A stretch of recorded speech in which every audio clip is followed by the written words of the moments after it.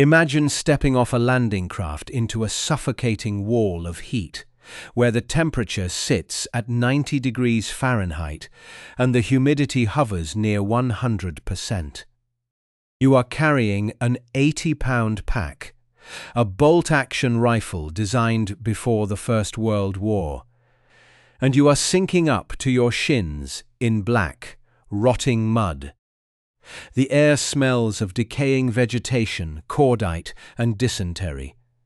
You are 7,000 miles from home, standing on a volcanic rock in the South Pacific that most of the world has never heard of. It is August 1942, and you are about to step into a meat grinder that will chew up ships, planes, and tens of thousands of men over the next 6 months. Welcome back to the channel, where we strip away the Hollywood myths and analyze the brutal, uncompromising realities of military history. If you want to understand how wars are actually fought and won, hit that subscribe button, ring the bell, and join the ranks. Before we dig into the mud and blood, I have a question for you to answer in the comments below. What do you think was the single biggest logistical blunder of the Pacific War? Drop your thoughts down there, and let us see if your assessment matches the historical record. To understand why the United States and the Empire of Japan decided to bleed each other white over an obscure island called Guadalcanal, we have to look far beyond the immediate aftermath of Pearl Harbor. We have to rewind the clock and look at the strategic DNA of both nations. The Japanese military doctrine of 1942 was not born in a vacuum. It was the direct offspring of their stunning victory over the Russian Empire in the Russo-Japanese War of 1905, specifically the naval battle of Tsushima. At Tsushima, the Japanese fleet annihilated the Russian Baltic fleet in a single, decisive afternoon. That one battle hardwired the dangerous concept into the minds of the Imperial Japanese Navy High Command, a concept known as Kantai Kessen, or the decisive battle doctrine. For decades, Japanese admirals built their entire warfighting philosophy around the idea of luring the American Pacific Fleet across the ocean, whittling it down with submarines and aircraft, and then destroying it in one massive, apocalyptic clash of battleships. You can compare this rigid adherence to a single perfect battle plan to the German Schlieffen Plan prior to World War I. Both doctrines looked like absolute masterpieces on a chalkboard, assuming the enemy cooperated perfectly, but both completely ignored the friction of reality and the industrial capacity of the adversary. Following the Washington Naval Treaty of 1922, Japan accepted a smaller ratio of capital ships compared to the United States and Great Britain, specifically a 5-to-5-to-3 ratio. The Japanese High Command knew they could never outproduce the industrial behemoth of North America. If it came to a war of numbers, they would lose. Therefore, they decided they had to outrange, outgun, and outfight the Americans on a ship-for-ship basis. This necessity drove them to develop some of the most terrifying specialized weapons of the early 20th century. The most lethal of these was the Type 93 torpedo, known to history as the Long Lance. While American destroyers and submarines were struggling with the defective Mark 14 torpedo, which frequently failed to detonate upon impact, the Japanese had engineered a masterpiece of naval lethality. The long lance was 24 inches in diameter, carried a warhead of over 1,000 pounds of high explosive, and was fueled by pure oxygen. This oxygen propulsion meant it left almost no visible wake on the surface, making it nearly impossible to spot at night. It could travel at 36 knots and hit a target 24 miles away. The Imperial Japanese Navy trained relentlessly for night combat, turning their cruisers and destroyers into deadly nocturnal hunters, preparing for the day they would use these weapons to shatter the American fleet. So why would an empire that just conquered half of Asia, sweeping through the Philippines, Malaya, and the Dutch East Indies, suddenly stall out on a rock that did not even have a functioning harbour? The answer comes down to the brutal geometry of naval warfare and the concept of sea lines of communication, or SLOCs. By the summer of 1942, the Japanese advance had reached the Solomon Islands, a double chain of volcanic islands stretching southeast toward Australia. The Japanese strategy was not necessarily to invade the Australian mainland, which would require more shipping and manpower than they could spare. Instead, they wanted to sever the lifeline between the United States and Australia. If Japan could establish air bases in the Solomons, their long-range Mitsubishi G4M Betty bombers could patrol the sea lanes, sinking American transport ships and starving Australia into submission or neutrality. If Australia fell or was neutralized, General Douglas MacArthur would have no staging area, and the United States would have no springboard from which to launch a counter-offensive in the Southwest Pacific. Guadalcanal was the furthest edge of this Japanese expansion. It was the absolute limit of their logistical tether. Did the Japanese really think they could win a war of attrition against the industrial behemoth of North America? No, they did not. Their entire grand strategy relied on a short, sharp war where they grabbed so much territory so quickly that the American public would lose the stomach for a bloody island-hopping campaign and sue for peace. But the Japanese underestimated the psychological impact of Pearl Harbor, which had forged an unbreakable political will in Washington. They also fundamentally misunderstood the logistical nightmare they were creating for themselves. To garrison the vast Pacific, the Imperial Japanese Army relied on the 17th Army, commanded by Lieutenant General Harukichi Hyakutake, headquartered in Rabaul, New Britain. The Japanese infantryman of 1942 was a formidable, battle-hardened veteran, often with years of combat experience in China. He was tough, ruthless, and conditioned to survive on meager rations. He carried the Type 38 Arisaka rifle, chambered in a 6 5mm cartridge. While lacking the stopping power of the American 30 caliber rounds, the Type 38 was highly accurate, had very little recoil, and produced almost no muzzle flash, making it the ultimate weapon for jungle snipers. The Japanese infantry relied heavily on the Type 89 grenade discharger, famously, and incorrectly called the knee mortar by American troops, which gave their light infantry organic, highly mobile indirect firepower. However, the Imperial Japanese Army had a fatal flaw that would be ruthlessly exposed in the jungle. Their doctrine was heavily reliant on seishin, or spiritual superiority. They believed that the pure fighting spirit of the Japanese soldier, manifesting in aggressive, close-quarters bayonet charges, could overcome superior enemy firepower. They lacked motorized transport, heavy artillery, and the logistical infrastructure to sustain a prolonged, static defense.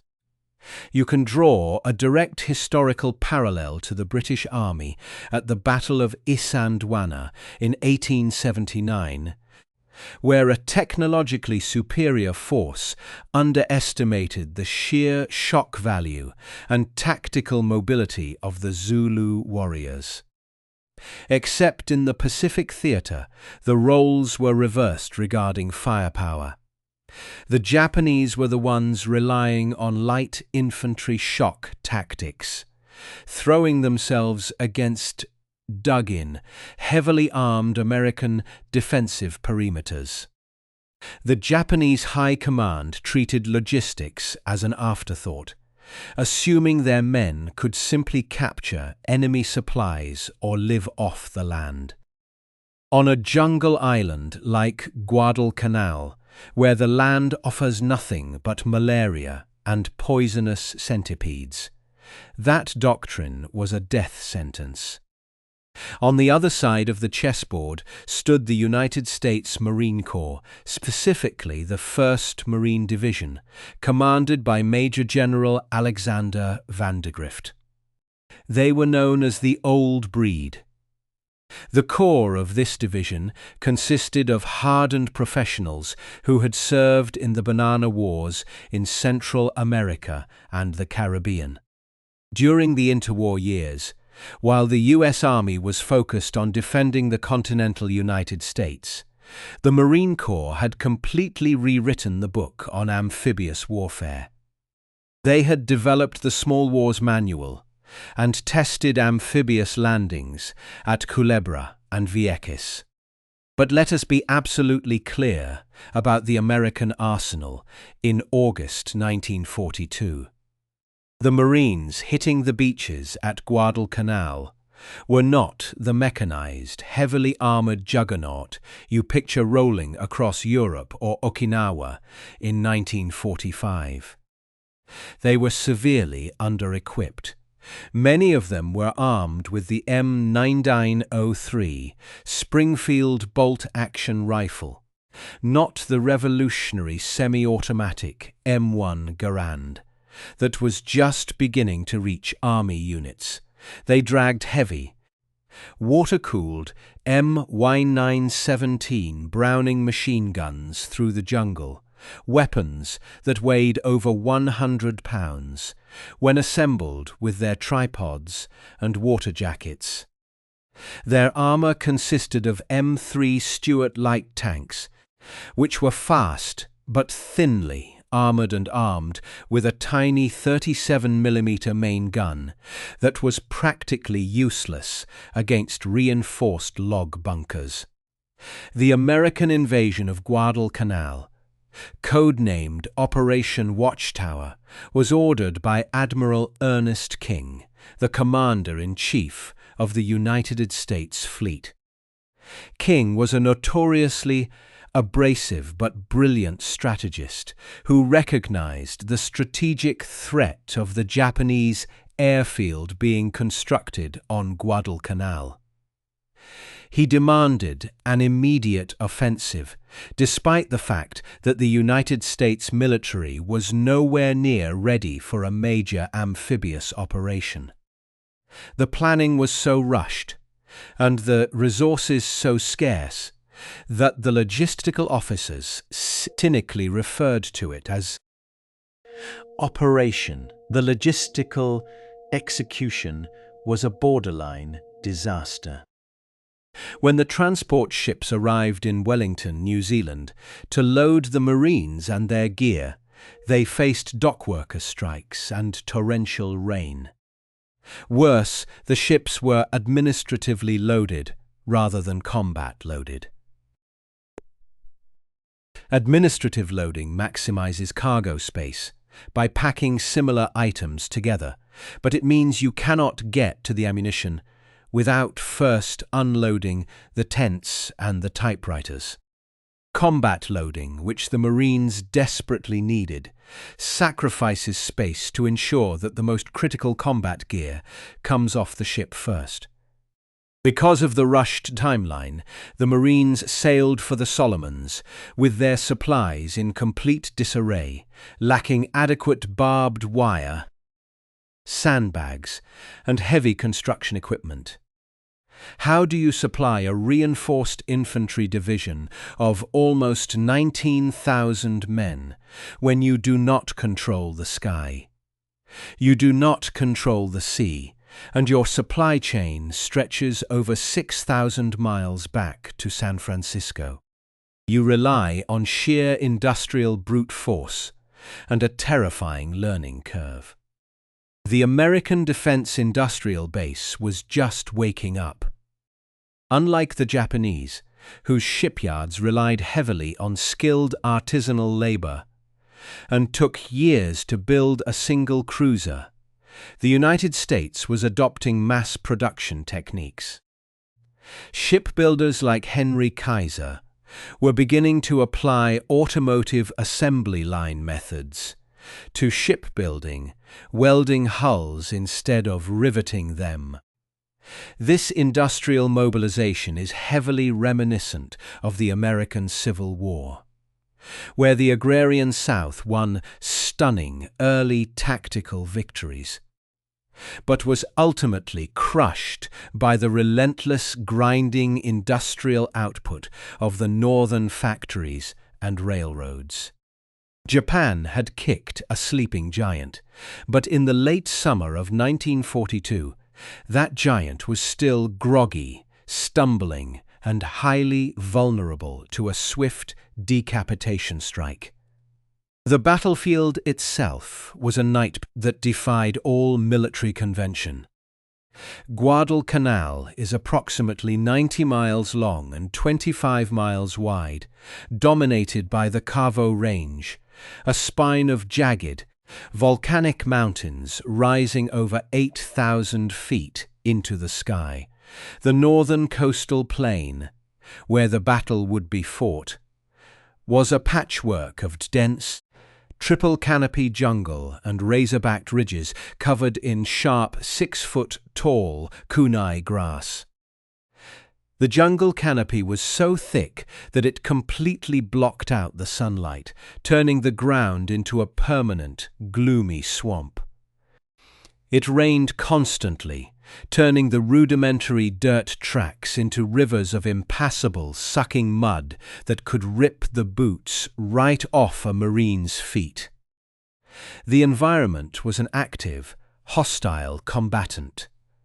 Before the campaign was over, tropical diseases like malaria, dengue fever, and severe dysentery would put more men in the hospital than Japanese bullets and shrapnel.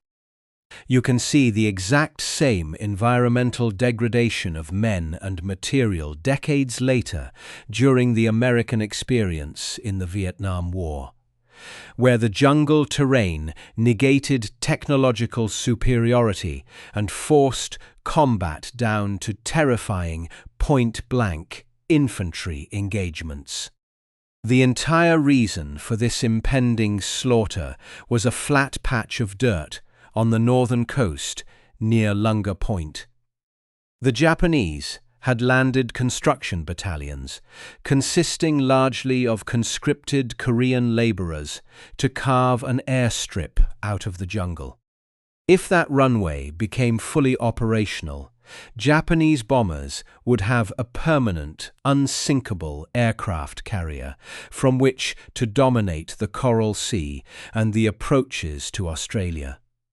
Admiral King knew the window was closing. On the morning of August 7, 1942, a massive American naval armada appeared off the coast of Guadalcanal. Naval gunfire shattered the morning silence, ripping into the jungle canopy. The Marines climbed down the cargo nets into their Higgins boats, clutching their Springfield rifles sweating through their utilities and preparing themselves for a bloodbath on the beaches. They expected the Japanese to be waiting for them at the water's edge, with interlocking fields of machine gun fire. But as the ramps dropped and the Marines surged onto the sand of Red Beach, they were met with nothing but the sounds of the jungle. The Japanese construction troops, caught completely by surprise and lacking combat training, had dropped their tools, abandoned their half-eaten breakfasts, and fled deep into the jungle interior. The Marines advanced cautiously, securing the unfinished airfield without a single casualty, and immediately renamed it Henderson Field, after Major Lofton Henderson, a Marine aviator killed at the Battle of Midway. The Marines began digging foxholes, setting up their heavy water-cooled machine guns, and trying to sort out the chaotic mountain of supplies being dumped haphazardly on the beach by the Navy transports. It all seemed incredibly easy. It felt like a flawless victory.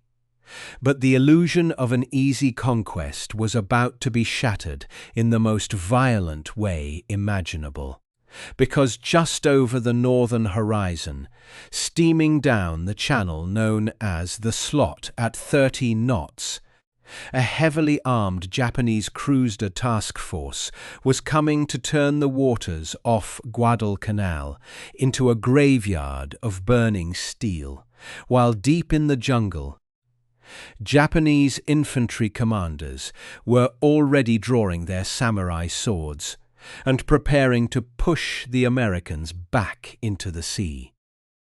The real battle had not even begun. The tactical reality of naval combat in 1942 dictated that whoever controlled the night controlled the sea. On the dark, overcast night of August 8th, just 36 hours after the Marines had landed, Vice Admiral Gunichi Mikawa brought a task force of 7 heavy cruisers and 1 destroyer down the Slot. He was hunting the Allied transport ships still unloading off Red Beach. The Allied naval screen, commanded by British Rear Admiral Victor Crutchley, was divided and exhausted. The Americans were relying on early, primitive SC surface search radar systems mounted on their cruisers, believing technology would pierce the darkness. This was a fatal miscalculation. The Japanese did not need radar. They had developed massive, specially designed night vision binoculars mounted on their bridge wings, operated by lookouts who underwent grueling selection processes for night vision acuity. These lookouts spotted the Allied ships long before the American radar operators saw anything on their glowing green scopes. What followed was the Battle of Savo Island, one of the worst defeats in the history of the United States Navy. Mikawa's cruisers unleashed a devastating barrage of 24-inch long lance torpedoes and 8-inch naval gunfire. Within a span of 32 minutes, the Japanese sank 4 Allied heavy cruisers, the USS Astoria, Quincy, Vincennes, and the Australian cruiser Canberra, and severely damaged a 5th. Over 1,000 Allied sailors were killed in the dark, shark-infested waters. Mikawa, fearing American carrier airstrikes at dawn, turned his ships around and retreated before destroying the vulnerable transport ships. But the psychological and strategic damage was done. The American naval commander, Vice Admiral Frank Jack Fletcher, realizing his aircraft carriers were dangerously exposed and low on fuel, ordered a general withdrawal of all naval forces. The transport ships, still half full of ammunition, heavy equipment, and food, weighed anchor and steamed away. On the beach, 19,000 Marines woke up on the morning of August 9th to look out at an empty ocean. They were completely cut off, stranded deep in hostile territory with only 4 days of ammunition and a few weeks of rations.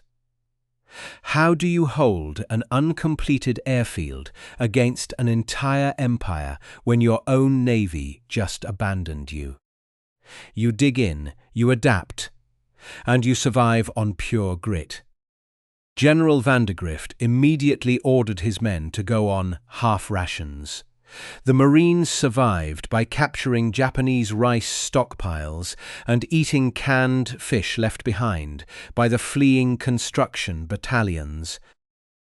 They supplemented their meager diet with captured Japanese hardtack, which was so infested with weevils that the men learned to eat it in the dark, so they would not have to look at the squirming insects.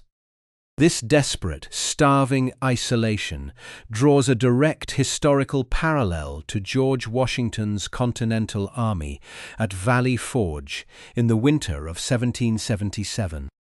In both cases, a ragged, undersupplied American force had to endure horrific environmental conditions and the constant threat of annihilation, while forging a hardened tactical core that would eventually turn the tide of the war. Survival on Guadalcanal meant holding Henderson Field at all costs. On August 20th, the sound of radial engines echoed over the jungle, and the Marines cheered as 19 Grumman F-4F Wildcat fighters and 12 Douglas SBD Dauntless dive bombers landed on the muddy, cratered runway. This ragtag collection of Marine, Navy, and Army aviators became known as the Cactus Air Force, named after the Allied code word for Guadalcanal. The air war over the island was a brutal, daily war of attrition, pitting the American Wildcat against the legendary Japanese Mitsubishi A6M-0.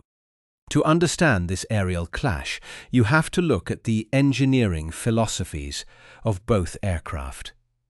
The Japanese Zero was an aerodynamic masterpiece of offensive capability. It was incredibly lightweight, armed with 2 devastating 20mm cannons, and possessed a turning radius that no Allied fighter could match. But to achieve this performance, Japanese engineers sacrificed all pilot protection. The Zero had no armor plating around the cockpit and no self-sealing fuel tanks. The American F-4F Wildcat, by contrast, was a flying beer keg. It was heavy, underpowered, and sluggish compared to the Zero. However, it was built like a flying tank. It featured heavy armor plate behind the pilot's seat and self-sealing fuel tanks wrapped in layers of rubber that would swell and plug bullet holes. It was armed with 6 50 caliber M2 Browning machine guns, which fired a massive half-inch projectile capable of shredding the fragile airframe of a Zero. American pilots quickly learned that trying to dogfight a Zero in a turning battle was suicide. Instead, they adopted a tactic invented by Lieutenant Commander John Thack, known as the Thack Weave. 2 Wildcats would fly parallel to each other. When a Zero got on the tail of one Wildcat, the 2 American planes would turn sharply toward each other, crossing paths. This maneuver forced the pursuing Zero directly into the gun sights of the second Wildcat. This tactical innovation, combined with the rugged survivability of the American aircraft, slowly began to bleed the elite Japanese Naval Aviator Corps dry. But the Cactus Air Force could not stay in the air 24 hours a day. They needed early warning, and they got it from one of the most remarkable intelligence networks in military history, the Coast Watchers. These were Australian and British expatriates, planters, and colonial officers who had stayed behind on the Japanese-occupied islands of Bougainville and New Georgia, hundreds of miles north of Guadalcanal. Men like Martin Clemens and Paul Mason hid in the jungle with heavy, cumbersome radio sets. Every time a formation of Japanese Betty bombers took off from Rabaul and flew south toward Guadalcanal, the Coast Watchers would transmit a warning.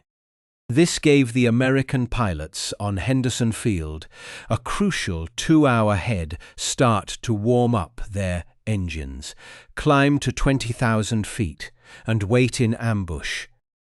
While the skies burned, the Imperial Japanese Army was preparing to wipe the Marines off the ground. The Japanese High Command in Rabaul still vastly underestimated the American presence, believing there were only a few thousand demoralized troops on the island. On August 18th, they landed the Ichiki Detachment, a crack infantry force of about 900 men commanded by Colonel Kiyonao Ichiki, 20 miles east of the marine perimeter. Ichiki was a hardened veteran of the war in China, steeped in the doctrine of the bayonet charge and spiritual superiority. He did not wait for reinforcements. He marched his men through the jungle at night, intending to smash through the American lines and recapture the airfield in a single, glorious assault. In the early hours of August 21st, Ichiki's men hit the marine lines at a tidal lagoon called the Ilu River, often mistakenly referred to as the Tenaru. Waiting for them across the Sandbar was the 2nd Battalion, 1st Marine Regiment, dug in with barbed wire and heavy weapons. The cornerstone of the American defense was the M1917A1 Browning heavy machine gun. This weapon is a masterclass in sustained firepower. Unlike modern, air-cooled machine guns that overheat and require constant barrel changes, the M1917 was water-cooled. A brass jacket surrounding the barrel held over 7 pints of water. As the gun fired its .30 caliber rounds at a rate of 500 rounds per minute, the water would boil, and the steam was vented through a hose into a condenser can to be reused. As long as a Marine kept feeding it canvas belts of ammunition and topping off the water, the weapon could fire continuously for hours without melting the barrel. At 1:30 in the morning, under the light of green flares, the Japanese infantry charged across the narrow sandbar, screaming battle cries and wielding fixed bayonets. The Marines opened up with everything they had. The interlocking fields of fire from the water-cooled Brownings turned the sandbar into a meat grinder. When the Japanese tried to wade through the surf to outflank the positions, Marine 37mm anti-tank guns fired canister shot. Canister shot essentially turns an artillery piece into a giant shotgun, firing hundreds of steel balls in a massive, lethal cone. The effect on the tightly packed Japanese infantry was absolute devastation. Despite horrific casualties, Ichiki's men refused to retreat. Launching wave after wave of frontal assaults into the teeth of American firepower. By dawn, the Sandbar was choked with hundreds of Japanese bodies. Colonel Ichiki, his detachment annihilated and his pride shattered, tore up his regimental colours and committed ritual suicide in the jungle. The Battle of the Tenaru was a harsh awakening for the Imperial Japanese Army. The Americans were not going to break and run.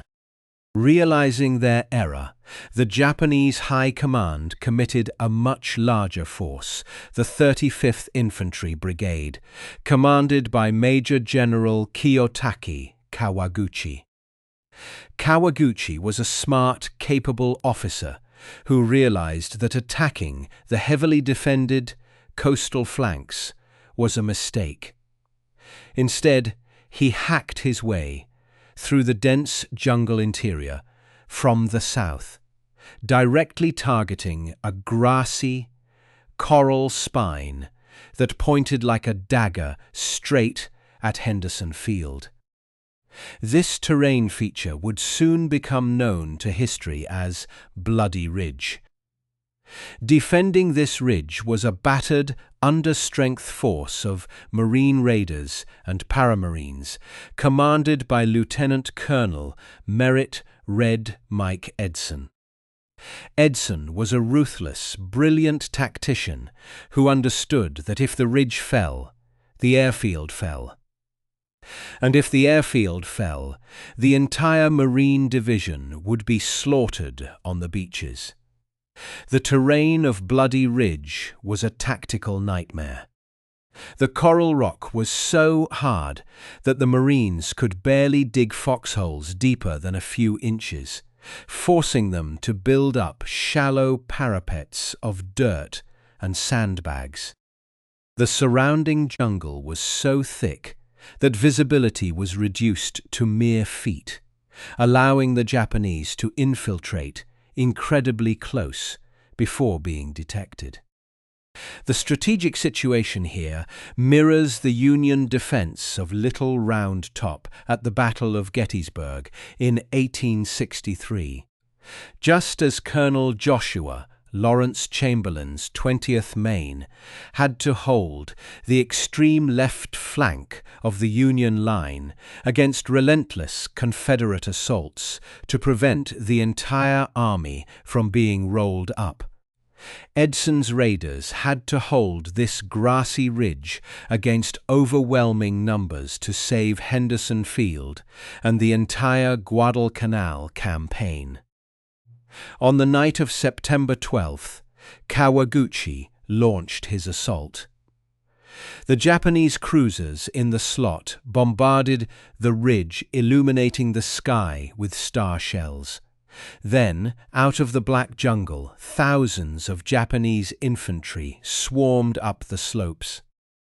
They used infiltration tactics, crawling through the tall kunai grass, cutting telephone wires, and engaging the Marines in vicious hand-to-hand combat, using bayonets, katanas, and grenades. The raiders were pushed back, fighting a desperate, yard-by-yard, fighting withdrawal to the final knoll on the ridge. How does a force of 800 exhausted Marines stop a coordinated assault by 3,000 elite Japanese infantry in the dead of night? You call down the thunder. Edson called for close support from the 11th Marine Regiment's 105mm howitzers. The artillerymen, located just behind the airfield, stripped the charges off their shells to fire at minimum range, dropping high-explosive rounds mere yards in front of the Marine positions. The barrage was so intense that the ground shook violently, and the deafening roar of the explosions caused men's ears to bleed.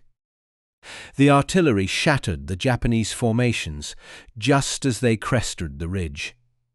By the morning of September 14th, Kawaguchi's brigade was broken, suffering over 800 dead, while the Marines lost roughly 100 killed and 200 wounded. The ridge held, and Henderson Field was safe for the moment.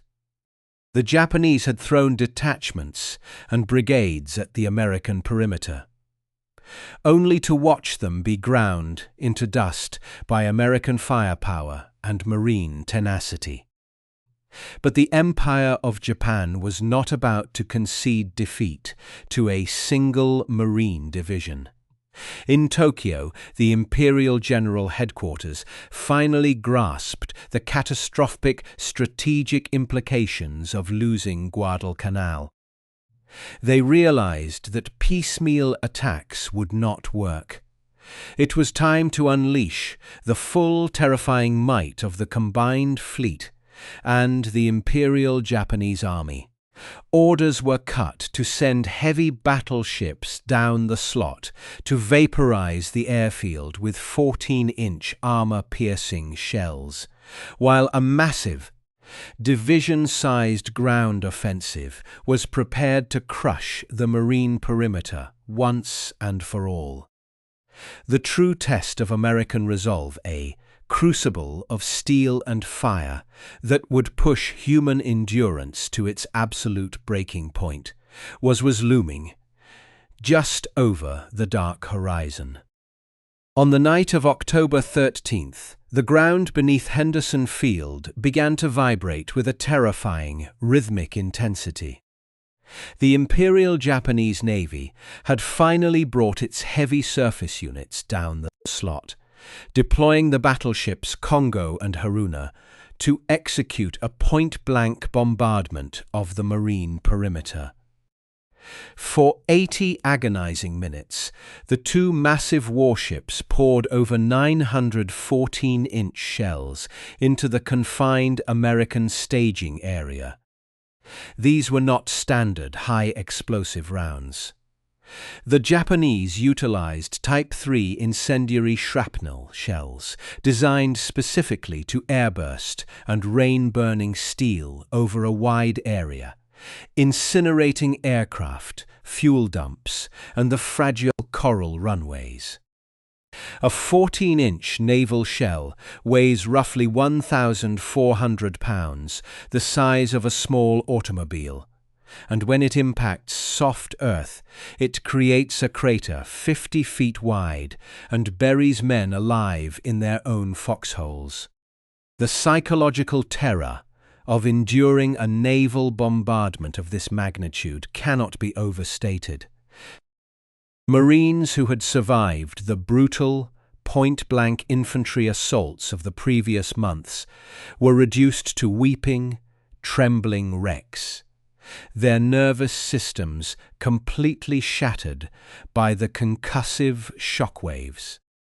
When the sun rose on October 14th, the Cactus Air Force was effectively annihilated. Out of 90 aircraft, only 42 remained barely flyable, and the aviation fuel reserves were reduced to a few hundred drums.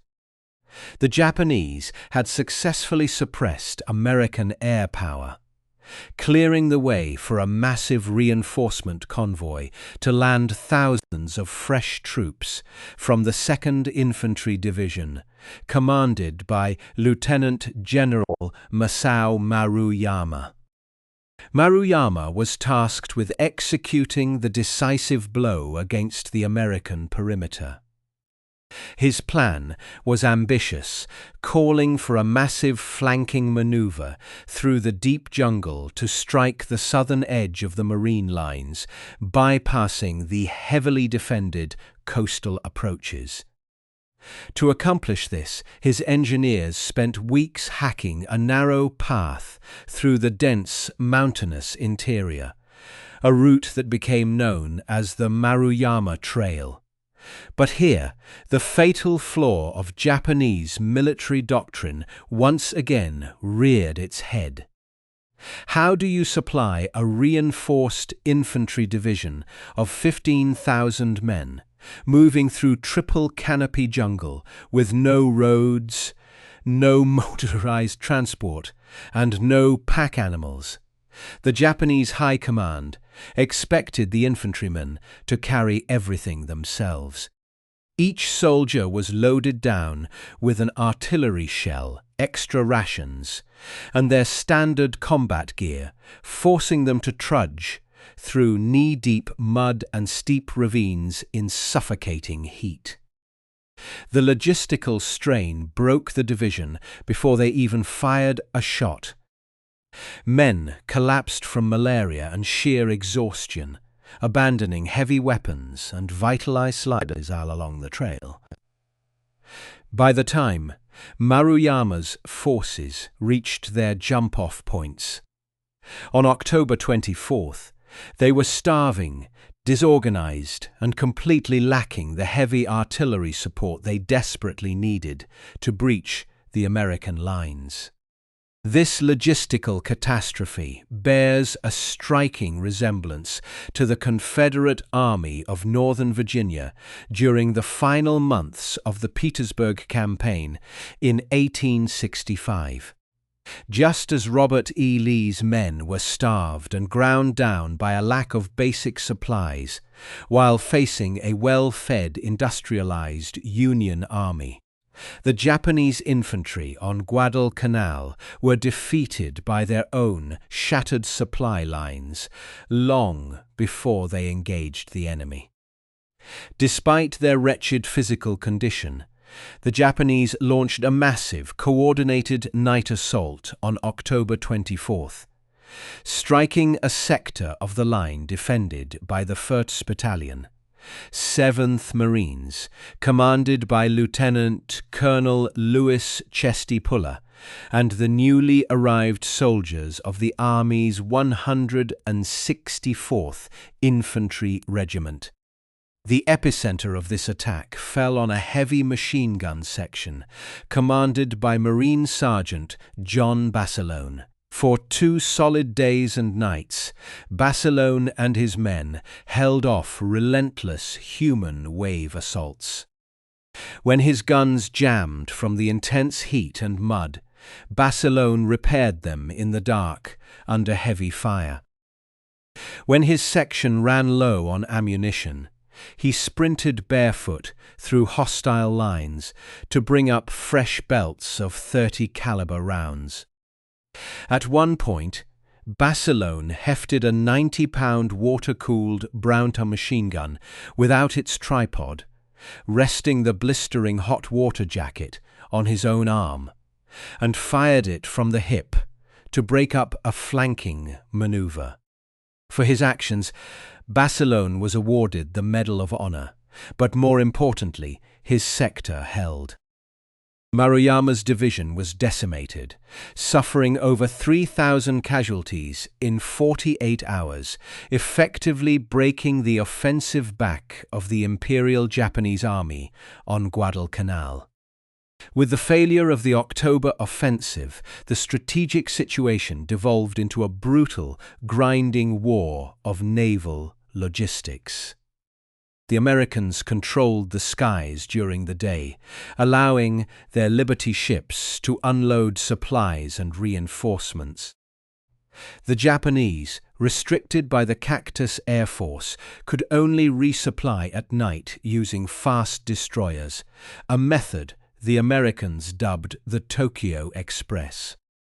These destroyers would race down the slot, dump sealed drums of rice and ammunition into the water, hoping the tide would carry them to the starving Japanese troops on shore, and race back before dawn. This method was wildly inefficient. The Japanese soldiers, ravaged by dysentery and malaria, began calling the island Gashima, the island of death. The Japanese High Command realized that to save their garrison, they had to permanently neutralize Henderson Field and secure daylight sea control. This desperation set the stage for the naval battle of Guadalcanal in mid-November, one of the most chaotic and violent surface engagements in naval history. On the night of November 12th, a Japanese bombardment force centered around two battleships collided with an American cruiser task force commanded by Rear Admirals Daniel Callahan and Norman Scott. The ensuing night action was described by one American officer as a barroom brawl with the lights shot out. At point-blank range, heavy cruisers and destroyers tore each other apart with torpedoes and naval gunfire. Both Callahan and Scott were killed on the bridges of their flagships, and the American force suffered horrific losses. But they succeeded in turning back the Jap battleships, saving the airfield for one more night. 2 nights later, on November 14th, the Japanese returned with the battleship Kirishima. This time, they were met by the American battleships USS Washington and USS South Dakota, commanded by Rear Admiral Willis A. Lee. Willis Lee was a unique figure in the American naval hierarchy. He was an Olympic gold medalist in rifle marksmanship and possessed a profound, almost obsessive understanding of radar technology. In 1942, radar was still in its infancy, and many old-school naval officers distrusted the glowing green screens, preferring to rely on optical rangefinders. Lee, however, recognized that radar was the ultimate equalizer in night combat. The USS Washington was equipped with the new SG surface search radar and the Mark 38 fire control system. During the engagement, the South Dakota suffered a catastrophic electrical failure, losing all radar and communications, and was quickly illuminated by Japanese searchlights, absorbing dozens of heavy-caliber hits. As the Japanese focused entirely on the crippled South Dakota, Willis Lee on the Washington used his radar to stalk the Kirishima in the pitch black. From a range of 8,400 yards, the Washington unleashed a devastating broadside of 16-inch armor-piercing shells. Directed entirely by radar, the American gunnery was flawless. Within 7 minutes, the Kirishima was struck by at least 9 16-inch shells and over 45-inch shells. The Japanese battleship was reduced to a burning, sinking wreck, her steering destroyed and her superstructure completely shattered. This technological triumph represents a monumental paradigm shift in naval warfare. It is the 20th century equivalent of the clash between the ironclads USS Monitor and CSS Virginia at Hampton Roads in 1862.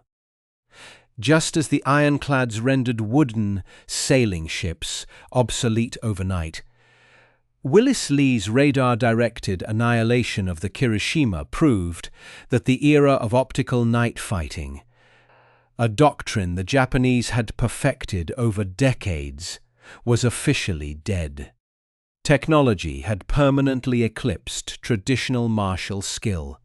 Why did Japan finally abandon the island, breaking their sacred, deeply ingrained doctrine of never retreating?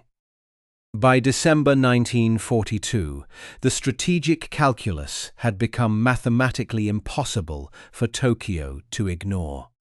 The United States industrial base was fully mobilized. Henry Kaiser's shipyards were launching Liberty ships, faster than the Japanese could sink them, and American factories were churning out thousands of aircraft and thousands of tons of munitions. The Japanese, conversely, could not replace their lost destroyers, their elite naval aviators, or their transport shipping. The economic war of attrition heavily favored the Americans. Furthermore, the political and intelligence landscapes were shifting. American codebreakers, utilizing the magic decrypts, were reading Japanese naval communications, allowing Admiral Chester Nimitz to anticipate Japanese movements and husband his scarce resources. In Washington, Admiral Ernest King fought a relentless political battle against the British and the United States Army, who were rigidly focused on a Europe-first strategy. King argued successfully that if the United States did not maintain immense pressure in the Pacific, Japan would consolidate its defensive perimeter, making a future offensive impossibly bloody. Faced with a starving army, a bleeding navy, and an unwinnable logistical nightmare, the Japanese emperor and the Imperial General Headquarters made the agonizing decision to withdraw. In early February 1943, under the cover of darkness and absolute secrecy, the Japanese executed Operation Ke, successfully evacuating roughly 10,000 starving, diseased survivors of the 17th Army from the island. When American forces finally pushed to the western tip of Guadalcanal on February 9th, they found only abandoned equipment and empty beaches. The 6-month meat grinder was finally over. The campaign cost the United States roughly 7,000 dead across all branches, and 29 ships sunk. The Japanese lost an estimated 30,000 men, over 600 aircraft, and 38 ships. The Battle of Guadalcanal was the definitive turning point of the Pacific War. It was the moment the momentum shifted permanently. Before August 1942, the Empire of Japan was an unstoppable juggernaut, dictating the time and place of every engagement. After February 1943, they would never launch another major strategic offensive in the Pacific. They were forced onto the defensive, reacting to American moves, bleeding for every island, and retreating slowly toward their inevitable destruction. Guadalcanal proved that the American citizen soldier, backed by overwhelming industrial might and rapidly evolving technology, could meet the most elite, battle-hardened veterans of the Japanese military in the worst environment on Earth, and break them. It was a victory of logistics, adaptability, and sheer, uncompromising violence. Wars are not won by dying for your country, but by making the other poor bastard die for his. And on the rotting, malarial shores of the Solomon Islands, the United States military learned exactly how to execute that grim philosophy. We have analyzed the weapons, the tactics, and the logistical nightmares that defined this pivotal campaign. Now it is time for you to weigh in on the strategic decisions that shaped the Pacific theater. Which of the following factors do you believe was the most critical to the ultimate American victory at Guadalcanal? A. The deployment of the Cactus Air Force and the establishment of daylight air superiority. B. The technological advantage of radar-directed naval gunfire during the night surface actions. Or C. The sheer industrial capacity of the United States to replace logistical losses faster than Japan. Drop your choice and your reasoning in the comments below.